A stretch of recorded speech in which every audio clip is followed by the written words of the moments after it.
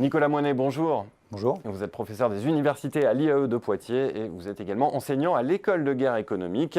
Et vous publiez la première partie de votre ouvrage, Les sentiers de la guerre économique, aux éditions VA.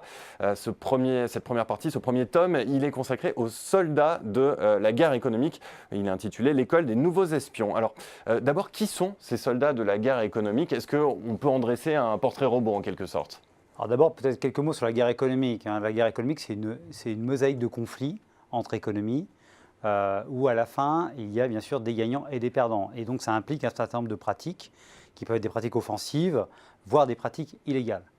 Et donc, dans ce contexte, à mosaïque de conflits, mosaïque d'acteurs et de soldats. D'acteurs et de soldats. Et on pourrait les classer très rapidement en trois catégories. On pourrait dire il y a les visibles attendus. Les visibles attendus, c'est par exemple les entreprises, évidemment, les États, avec leurs différents services.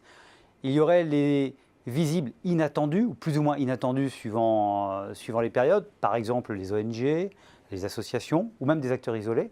Et puis, il y a les invisibles, inattendus ou attendus. Alors, il y a les invisibles attendus, c'est les services de renseignement.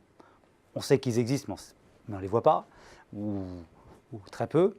Et puis, il y a d'autres acteurs, effectivement, les lanceurs d'alerte, par exemple, où là, ils sont invisibles et inattendus, et ils peuvent avoir un impact très important sur des secteurs économiques. Donc on comprend bien que c'est un ensemble avant tout hétérogène. Est-ce que néanmoins, il y a des idées reçues, des mythes, des fantasmes à déconstruire autour de ces acteurs, de ces soldats? Alors, il y en a beaucoup, mais on pourrait dire que le principal fantasme, c'est celui du James Bond de la mondialisation ou de l'économie, c'est-à-dire une espèce de surhomme qui aurait une vie trépidante, qui aurait accès en permanence à des secrets de très haut niveau, qui aurait accès à des technologies incroyables.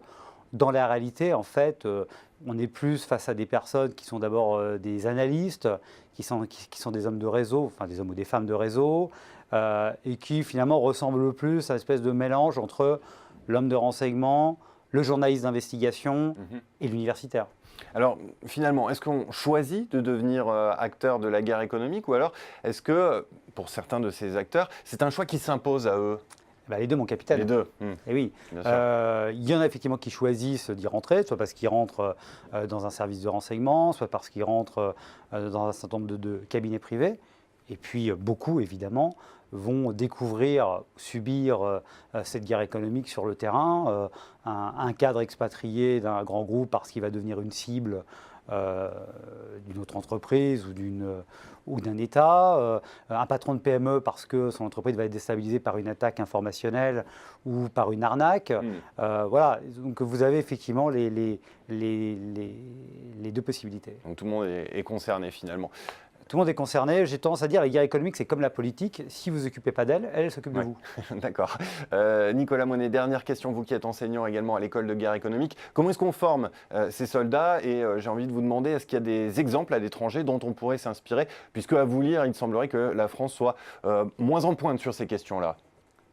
Alors, elle est moins en pointe sur le terrain, mais elle est en pointe dans les formations. Mais parce que pour être en pointe sur le terrain, il faut quand même passer par les formations, même si on peut bien sûr apprendre sur le terrain. Donc en France, vous avez quand même des formations innovantes, exemple du master intelligence économique de l'IAE de Poitiers ou de l'école de guerre économique, et puis des instituts qui forment aussi des cadres d'entreprise et des hauts fonctionnaires en permanence. Je pense notamment à l'Institut des hautes études de la défense nationale ou à l'Institut national des hautes études de la sécurité et de la justice. Voilà, donc vous avez effectivement une palette de formations.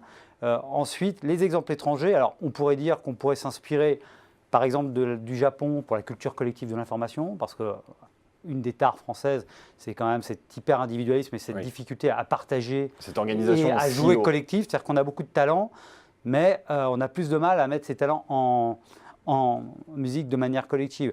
Il faudrait beaucoup s'inspirer aussi du dispositif américain de sécurité économique. Car là, les Américains, depuis Bill Clinton, ont un véritable dispositif extrêmement offensif. On l'a vu récemment. Mettre en place une NSA française, européenne? Oui, au moins un CFIUS, c'est-à-dire un système qui permette de ne pas se faire racheter la branche nucléaire d'Alstom par General Electric, ce qui est quand même un scandale.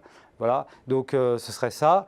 Et puis on pourrait aller voir aussi du côté des Allemands ou des pays du nord de l'Europe pour ce qui est l'influence, parce que là on a aussi beaucoup de retard. Lorsqu'on voit par exemple les moyens que mettent les Länder allemands pour faire du lobbying à Bruxelles, il y a encore un gap à franchir du côté français. Autant de pistes à explorer donc pour améliorer le talent, le potentiel français en matière de guerre économique. Merci beaucoup Nicolas Moinet. Je rappelle la parution de votre livre Les Sentiers de la guerre économique, première partie, l'école des nouveaux espions. Et donc rendez-vous bientôt pour parler du tome 2 et du tome 3. Voilà, sur le soft power et sur les utopies. Rendez-vous est pris. Merci beaucoup Nicolas Moinet. Merci.